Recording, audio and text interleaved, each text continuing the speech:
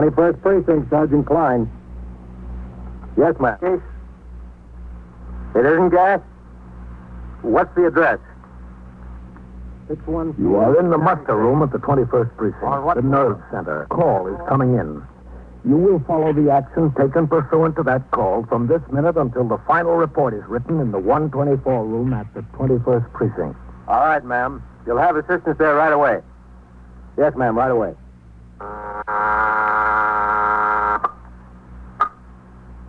21st Precinct. It's just lines on a map of the city of New York. Most of the 173,000 people wedged into the 9/10 of a square mile between 5th Avenue and the East River wouldn't know if you asked them that they lived or worked in the 21st. Whether they know it or not, the security of their persons, their homes, and their property is my job. My job and the job of the 160 patrolmen, 11 sergeants, and 4 lieutenants of whom I'm the boss. My name is Kennelly, Frank Kennelly. I'm captain in command of the 21st. What makes a city? Not buildings, not subways, not business. People make a city. From dawn to midnight, from midnight to dawn, the rich and the poor and the good and the bad pour their lives together and stir up the city, as in the 21st.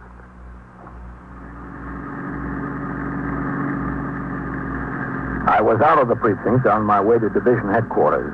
There was a meeting of precinct commanders in connection with new regulations for the supervision of cabarets and dance halls. It was 8:38 a.m. when the radio call went out. 2-1 Precinct, 5313 and 314. The address 614 East 76th Street on the second floor. All right, turn around, Johnny. Let's take a look. Emergency squad and ambulance responding. Okay. When we turned into 76, I could see we had plenty of men on the job. 2 sector cars from the precinct were in front of 614, an old law tenement. So was the sergeant's car. Ahead of them were the emergency service car and an ambulance. You stay with the car, Johnny.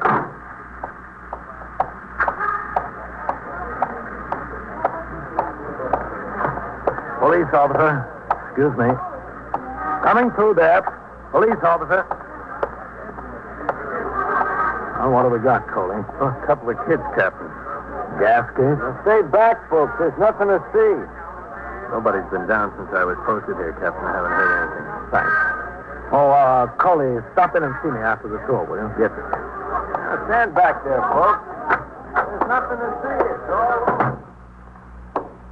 The house was no better, no worse than 1,000 others like it. No cleaner, no dirtier. Even at that time of the morning, you could smell cabbage cooking. Somebody's always cooking cabbage. It's cheap. At the top of the stairs, the cop was posted in front of the rear flat on the second floor. All the neighbors had been shooed back behind their own doors. In the kitchen, a young woman, her hair in curlers and wearing a faded housecoat, sat in the corner sobbing. In the other room, the ESD men and the ambulance surgeon were laboring desperately with respirator equipment. Sergeant Burns was standing in the doorway between the 2 rooms. What do we got, Sergeant? 2 kids? Yes, sir. Is that the mother? Yeah. They're twins. 2 boys, 9 weeks old. How are they? I don't think it looks good. Let me try for a pulse again here. Yes, sir. That's good. Hold it there. All right. Where's the father? He was a corporal in the Air Force. Killed in the crash in Alaska 7 or 8 months ago. Oh. She said that since she brought the twins home from the hospital, she's been keeping them in a couple of dresser drawers. These. She said she puts the 2 drawers on the table at night right next to each other. Mm-hmm. Each of the twins got wrapped in tight in a blanket in his own drawer. Then she uses this yellow blanket across the top of both the drawers. That's what knocked them out. Blanket on top.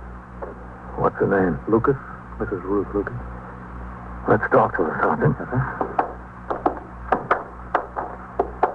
How's it look, Doc? Not very good, Sergeant. Come on. Mrs. Lucas, this is Captain Kennelly. Oh, my babies. They're dead, I'm first. The doctor and the emergency squad are trying to save them. Respirator's still working. Poor little baby. We'd like to find out how this thing happened, Miss Lucas. If you want, I don't care. I was just going out today to buy a crib for them. I cut out an ad from the Mirror last night. At Kimball's, they're having a sale on baby things. I was going down there today. The ad's in my pocketbook in there if you want to see it. No, it's all right. If you don't mind, I think I ought to have my pocketbook anyway.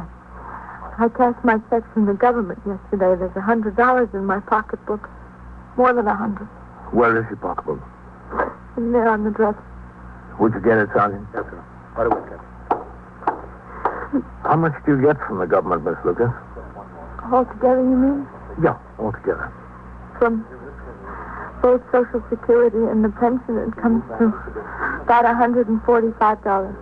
A month? Yes, a month. That's for me and the baby. Mm-hmm. As soon as the checks come, I pay the rent. That's what I did yesterday, the rent and a little bill at the candy store.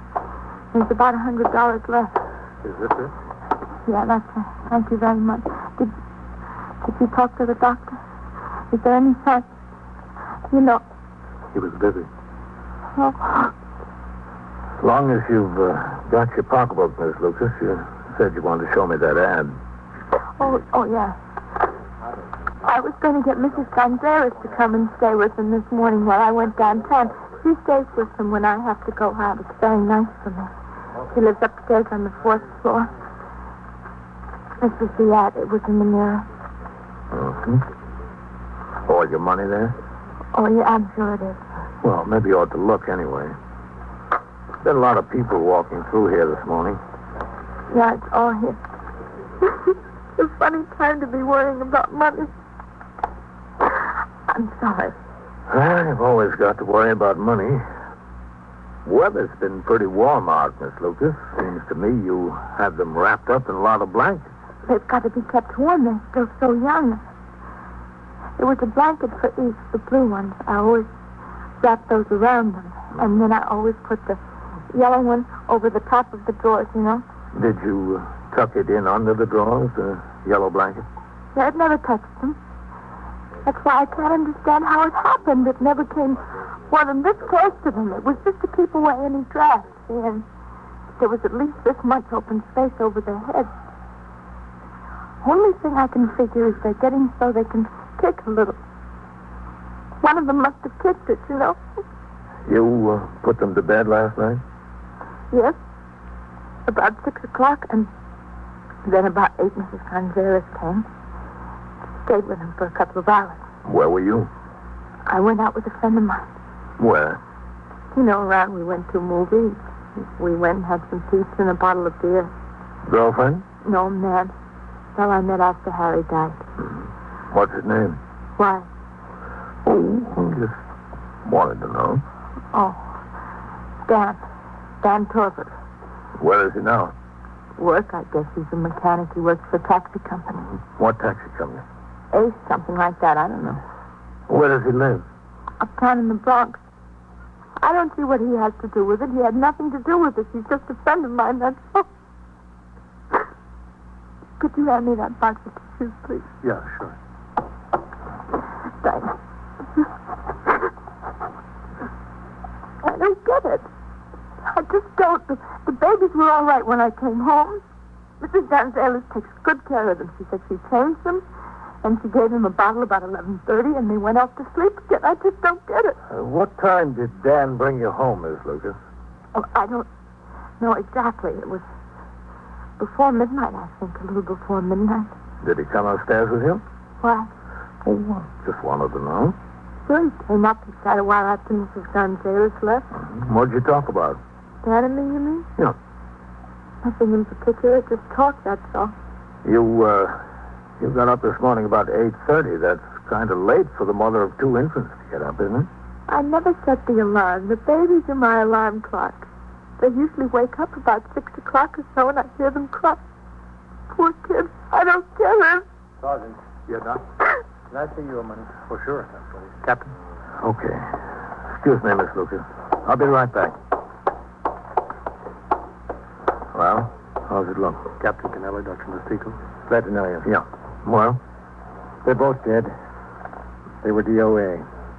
There wasn't even any use trying. You have any idea what the cause of death was? I don't know. It wasn't anything external. Probably suffocation. I'm going to pack up. You'll notify the medical examiner, Sergeant? Yeah, sure. I'm sorry. There wasn't anything that could be done. I know. Yeah. Excuse me. I've got to pack up. Rough deal, Captain. Yeah. After you call the ME, Sergeant, notify the detectives. Tell them we've got 2 suspicious deaths. Possible homicide.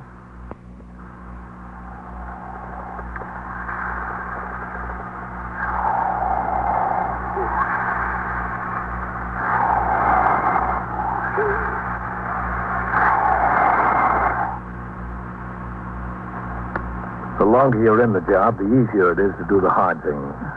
But there's one thing that never gets easier. That's telling a mother her kid is dead. I told Mrs. Ruth Lucas that both of hers were dead. I left Sergeant Burns in charge with instructions to wait for the arrival of the medical examiner and the detectives. Sector men were ordered to resume patrol. On the way downstairs, I thought of a squeal I investigated as a detective before the war. A mother, a girl from a good, hard-working family, couldn't stand her baby crying day and night. She grabbed him by the throat and strangled him. That was messier, but the twins were just as dead. She did. I tell you, she did. All right, lady. You'll get a chance to tell your story. Oh, hello, Captain. Captain? Are you the captain? Yes, that's right. Coley, keep the people moving. Yes, sir. Now, look. Kill those babies? I know it. That's a very serious accusation, ma'am. I'm making it. What's your name? And Mrs. Gonzalez, Mrs. Mary Gonzalez.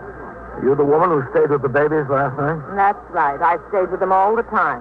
I loved those babies. She had no use for them. No use at all. Well, that doesn't mean she killed them, Mrs. Gonzalez. Oh, don't it? She wanted to marry this Dan Corbett, but he didn't want any ready-made family. She told me that herself. When did she tell you that? Well, last night. Before that, even. Look, Mrs. Gonzalez, I'd like you to talk to the detectives who are handling this. Have you got time to come to the station house now? Right now? I'll give you a lift in my car. Oh, I was just going out to the butcher. All right. And the detectives will come around to see you. Oh, I'll go. I'll go now. Okay. Come on. Don't forget to stop in, Coley. Yes, sir. I love those babies. Couldn't have loved them more if they were my own grandchildren. And I got 2 grandchildren in Jersey City. What time did she get home last night? It was after midnight, way after midnight. Miss Lucas said it was before midnight. Oh, thank you. It was after. I came at 8 o'clock and she gave me $1.25 for 5 hours. That goes to show you I love those babies. Station house, Johnny. Wouldn't mind children for that unless I loved them. And I was always bringing them things. Toys and clothes and things like that. She, told me that Dan Corbett came home with her last night, Miss Gonzalez. Yes, I pronounce it Gonzalez. I'm not Spanish, you see. That was my husband's name, my second husband's name. Rest his soul. Did they, say anything in your presence? Well, no. When they came, she just gave me the $1.25 and I went upstairs. But I could smell liquor on her breath. Was she drunk? Well, she'd been drinking. I could see that. And I could see she didn't love them. I loved them. I spent more money on them than she ever paid me. A lot more. She killed them. I know she killed them. She was much sicker than dead. The woman continued talking all the way to the station house. She told me everything she knew and everything she suspected. She ran the gamut from fact to rumor to guess. When we got there, I took her upstairs to the office of Lieutenant Matt King, who commanded the 21st Detective Squad. Then I walked down the rickety stairs through the back room. 2 division plainclothesmen had a sharply dressed policy rider there prior to booking. The 124 man was posting the newest teletype alarms. I walked out into the muster room. Sergeant Klein on the boxes waved at me, and I walked over. Couple of messages for you, Captain. Yeah?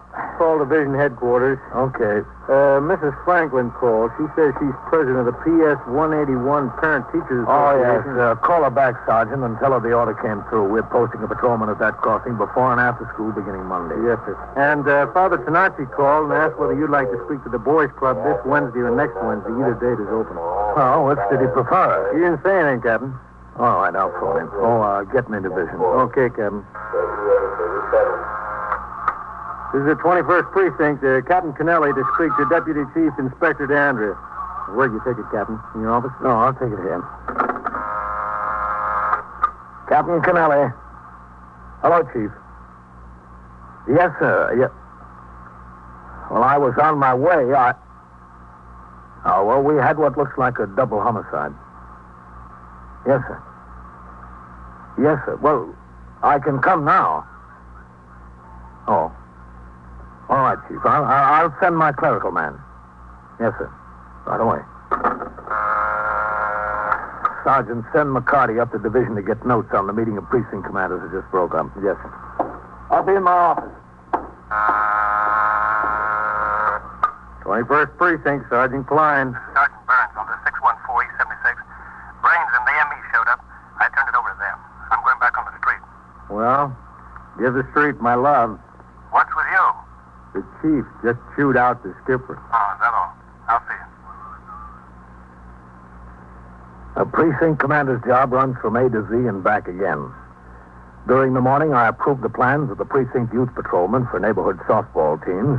I listened to a delegation from St. Anthony's on their application to close off 80th Street for a block party, and I wrote out my recommendation for departmental recognition of a patrolman. In the meantime, the investigation into the death of the twins continued. The bodies had been removed to Bellevue Morgue for autopsy. Detectives brought the mother to the station house for further interrogation by Lieutenant King. While she was upstairs, another detective brought in Dan Talbot. Lieutenant King preferred that he not see Miss Lucas at the moment, so Talbot was asked to wait in my office. While I signed reports, he sat there waiting for Lieutenant King to come downstairs and talk with him. Yes? You busy, Captain? Oh, Coley, I'll be right out. Yes, sir. You sit here, Dan. How long will it be, do you know? Oh, won't be long. I don't like to miss the time on the job. All right, Coley. Captain, some fellow who works in the laundry over on York Avenue told me that Mrs. Gonzalez is a neighborhood gossip. You know, in the twin case? Yeah, the detectives know about that. Look, Coley, a loan company in Flushing wrote in and said you were 3 payments behind on a note. He had sickness in the family, and the bills piled up, Captain. I thought it was for a washing machine. Well, the note was, yes, sir, but she got sick afterwards. I'm going to get straightened out with him payday. I told him that. I'll see that you do. We don't want any more letters. Oh, Coley. Yes, sir. Don't say you're going to take care of it and not do it. If you can't make it, let me know. Maybe I can call for you and get an extension. Yes, sir. Hello, Captain. Hi, Matt.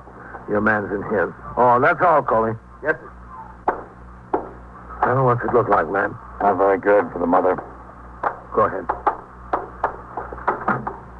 This is Dan Talbot, Lieutenant King. That's all right. Sit still. Oh, thanks. What's the name, Kane? King. K-I-N-G. Lieutenant Matthew King. Oh. Oh, where's Ruth? Upstairs in the detective squad. Oh, she's not in jail? No, just in the office. Oh, I thought somebody was kidding me when that detective came and told me what happened. Thought it was a joke. There would have been some joke. Well, my boss was sore I had to leave. I was putting a new clutch in the car. It has to go on the street tonight. Well, we'll see if we can get you out of here fast. She wouldn't do that to those kids. Must have been an accident. Accidents don't happen in pairs, not like that. I mean, Ruth wouldn't do anything like that. Was it all right if I smoke in here? That's one of mine. Here. Oh, thanks. Thanks a lot, Lieutenant. Thanks. I mentioned it. How long have you known Ruth? Oh, I don't know. 5 or 6 months, 7 months, something like that. How'd you meet her? Well, to tell you the truth, it was in a bar and grill. I used to stop in there once in a while for a glass of beer.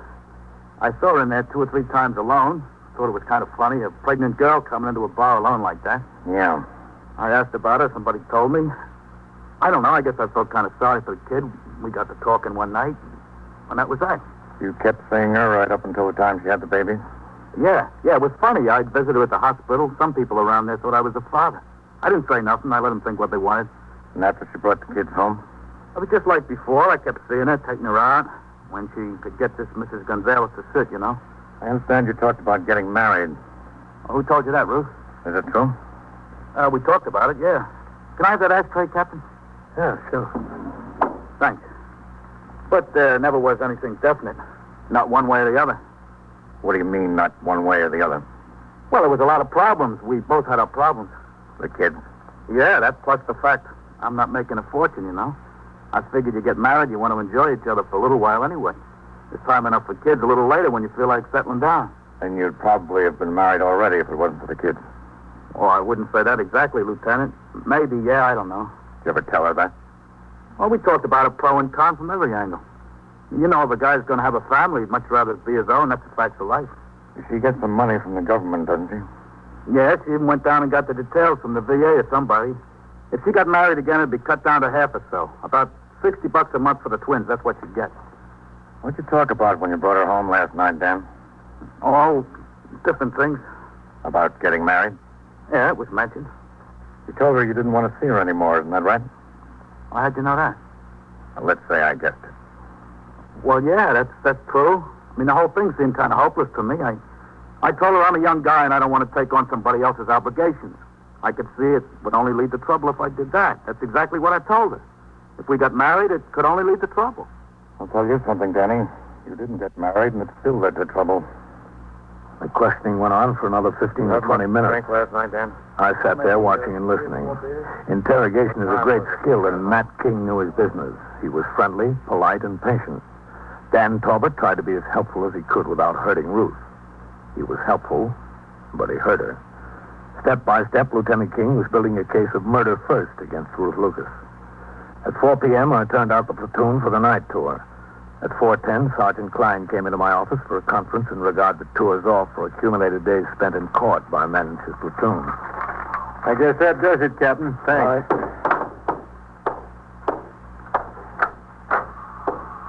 Is the captain in there? Well, he's busy now, ma'am. Can you tell me what it's about? I want to see the captain. Well, I said the captain... all right, Sergeant. I'll talk to her. Come in, Miss Gonzalez. Certainly is hard to get some attention around here. That's all I can say. Certainly is hard. Sit down. No, thanks. I can stand. I gave a lot of time when Lieutenant King wanted to know all about everything this morning. Now I can't even see him. Well, I know that he's very busy this afternoon. Well, I gave my time when he wanted it. Did you talk to any of these detectives upstairs? Maybe they can help you. Oh, sure. I talked to the detectives, but they said I'd have to talk to the lieutenant, and the lieutenant won't talk to me. What am I supposed to do? Well, what is it that you want? I just want my things, that's all. I gave a lot of things to those babies, and they're dead now. I want them to give to my own grandchildren. Should have given them to my own grandchildren in the first place. You'll get whatever is yours as soon as the investigation is over. Well, I just want to make sure they aren't turned over to some charity or something. After all, charity begins at home. Well, I suggest you make a list of what you claim is yours. I don't need a list. I know. There were 4 pairs of little Johnny coats and a raffle for each one of them, and there was a rubber sheet. Mrs. Gonzalez, And there was Yes, come in. Excuse me, Captain. You said you wanted to ride over and take a look at conditions at First Avenue Playground after school. Yeah. Well, okay. I'll be right with you. Yes, sir. Oh, Sergeant. Yes, sir. What time does the messenger leave for the distributing room tonight? About 5:30, Captain. All right. Have him stop in here. I'll have these reports signed. Okay, Captain. And there was those 2 pillars. They're the most important. 2 pillars with real down. Took me a whole day to make them, and you know how much down is. Real down. Well, you'll be able to get all of it back if it's yours. Well, it's definitely mine. I didn't give her anything. I only loaned it. The pillows couldn't be anything except loaning because she didn't even know about them. I just put them in last night. And put them in where? In the drawers. Where'd you think? Those poor little babies sleep in those hard drawers like that. It was a shame. Last night? That's right, just last night. I only finished them yesterday afternoon. I thought the babies would be a lot more comfortable. And didn't you say anything to Miss Lucas about the pillows? Well, I was going to mention it, but when I came downstairs to sit, I forgot to bring them. After she was gone, I went back upstairs for a minute to get the pillows. I was only gone a minute. I wouldn't leave those babies alone. When did you put the pillows in the drawers, Miss Gonzalez? And the babies woke up for their bottles, about 11:30. After I changed them, I put the pillows in the drawers. And how high are the pillows? What do you mean, how high? Oh, I mean, are they thick? Well, very thick. They're very good pillows, genuine down. And I want them back. You'll get them back. I guarantee you'll get them back. Well, as long as I have your guarantee. All right, let's go upstairs, Miss Gonzalez, Why? to see Lieutenant King. They told me he's very busy. We'll see him. In Lieutenant King's presence, I had Miss Gonzalez repeat her story about putting the pillows in the drawers. She went through it word for word. Back to sleep. Now I want the pillows back. Don't you think I'm entitled to 'em? What's your point, Captain? Where are the drawers? At the house? No, we brought them in here for evidence. The drawers and all the bedding that was in them. What's the point? Let me show you. In my office. Oh, is she in there? Yes, she's in there. I don't know if I want to talk to her. You don't have to talk to her, Mrs. Gonzalez. Got them over on the table.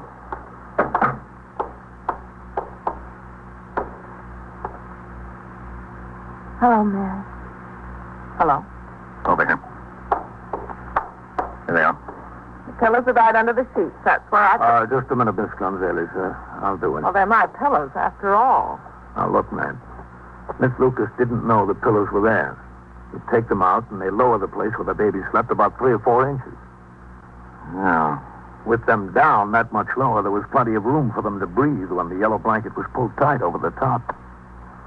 You put them back, and they're up pretty close to the yellow blanket. Close enough to cause trouble. What kind of trouble? Mrs. Lucas, would you come here a minute? I asked what kind of trouble. Look, I'm tired. I'm awfully tired. I know. Mrs. Lucas, did you know these 2 pillows were in the drawers? What 2 pillows? These. No. How'd they get there? I never saw them. I put them there last night. I wanted the babies to be more comfortable. Didn't you see that they were sleeping a little higher than usual? No, I really didn't. You mean that I caused the babies to smother me? That's right. You did. Oh, dear God. Dear God. All right. Sit down, Miss Gonzalez. I loved them. I loved them so, Ruth. You know I loved them. I know. I wouldn't do that for anything in the world. Forgive me. Please forgive me. Oh, Mary, I forgive you. It wasn't your fault. Accidents happen.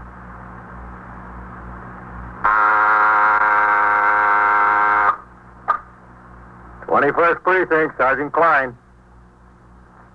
Yes, sir? What's the address? 205, 209. Inside? In front of the shoemaker. What's the trouble there? What does the man have? And so it goes, around the clock, through the week, every day, every year. The police precinct in the city of New York is a flesh and blood merry-go-round. Anyone can catch the brass ring, or the brass ring can catch anyone. The incidents portrayed on tonight's 21st Precinct occurred last year.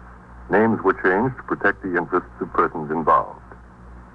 21st Precinct is presented with the official cooperation of the Patrolmen's Benevolent Association, an organization of more than 20,000 members of the Police Department, City of New York. Everett Sloan in the role of Captain Kennelly, Ken Lynch as Lieutenant King.